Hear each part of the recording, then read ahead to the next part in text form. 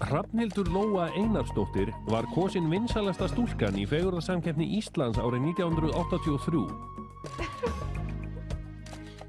Breytti þessi keppni einhverju í lífi hennar? Já, ég var ekkert sérstaklega vinsæl áður en ég tók þátt í fegurðarsamkeppninni.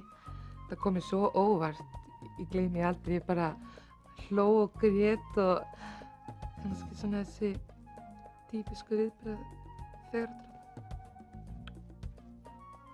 Já, þetta er borðin sem ég fékk. Það var engin kóróna. Maðurinn minn bjó til þessa kórónu og hann bjó líka til sprotann. Hann er svo rosalega góður í höndunum. Ég bjóst aldrei við að ná svona langt. Ég átti mestalagi von á því að vera kosin í annað sæti.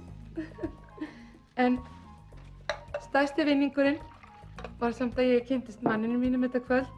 Hann kom sko á ballið á eftir. Hann vissi ekkert að það væri fegurðarsamkeppni Íslands, hann eiginlega bara fylgdist og manst ekki. Já, hún er algjör bomba þessi stelpa. Hún er vinsælasta stúlkan í rúminu hjá mér.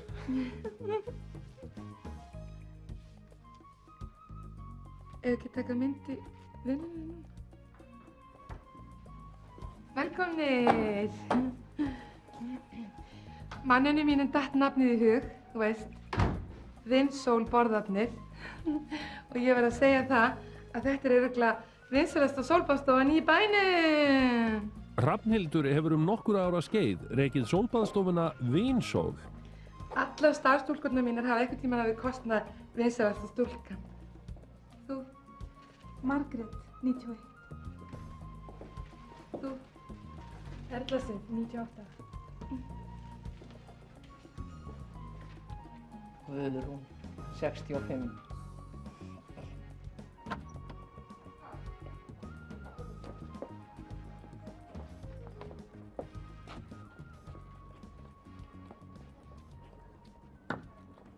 Ok, stelpur.